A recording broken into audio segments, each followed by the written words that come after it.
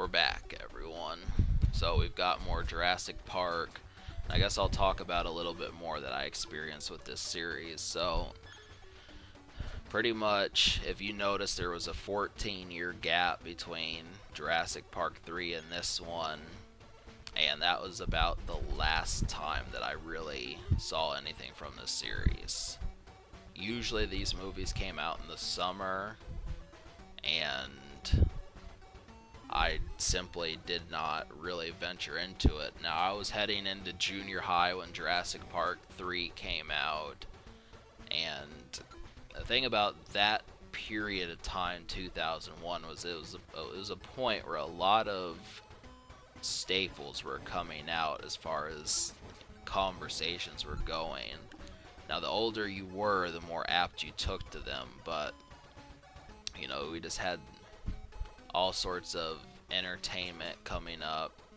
One of such would be, you know, the PlayStation 2 was budding, and, you know, movies were coming. Obviously, you could go the light route and pick Lord of the Rings, but there was also a series of movies that came out that year. I'm not really aware of all the hippest movies from 2001, but, you know, you just have to take that and realize that I know that there were some good ones. But that's not necessarily, it doesn't happen every single year. Like, you think holiday 2014, well, what were all the good movies? A lot of them are just for shock value. We get so many scary movies these days that, you know, I think people just want to get scared. I think that's really what it is if we're not on the edge of our seat, it's boring. And, you know, I find so many movies that, you know, it would be like you think, I don't know, I don't want to name names, but, you know, there's just tons of them lately.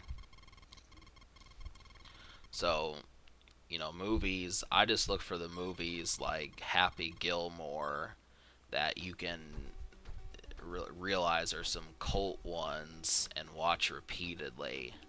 Because I will say one thing about Jurassic World, when I saw it, I felt fulfilled when I saw it. I didn't think I needed to go back and pick up on the things I missed. It was basically a one ticket ride, and I mean, I don't like movies like that, but, you know, at the same time, I can't think of any way of preventing it. So, but they have said they're going to make a sequel, and I think it'll be out 2018, which, you know, in the blink of an eye, that's going to happen. So, in the meantime, just sit back, kick back, you know, get some chips, have a hot dog, have a chili dog, and fuck with this game.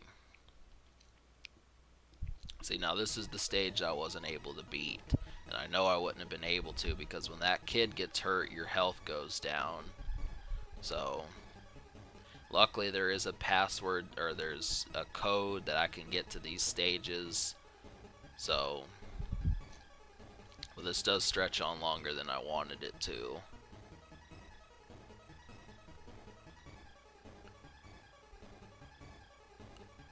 Now, the thing about video game movies is I really never bought video games based on the movie. It's a fact you may not know about me, as I usually picked video game characters over established characters. I think that was kind of something just because people would have had something more to talk about. But, you know, I at least played the Enter the Matrix series, and I tried a Jet Li game, but I just never, you know, if supposing Minority Report came out, I wasn't obsessed like, hey, I've got to get this Minority Report game. I guess I did. I did play Spider-Man, and I beat Spider-Man 2. Surprisingly, that game was hard as, you know, shit, but I beat it for the GameCube. But I really did not do it that often. I mean, there just were not many movies. It's a good thing to do it now, but I'm more interested in just the stage layout, seeing, because I don't know this movie. This is essentially like a blind run, which you're going to be seeing a lot of. I mean, I would call this blind, but you know, it's not as exciting because things don't really jump out at you, but it's still a fun game, you know. So we're gonna fight some T-Rexes. Stay tuned for that. There's plenty left to do. Subscribe for more fun.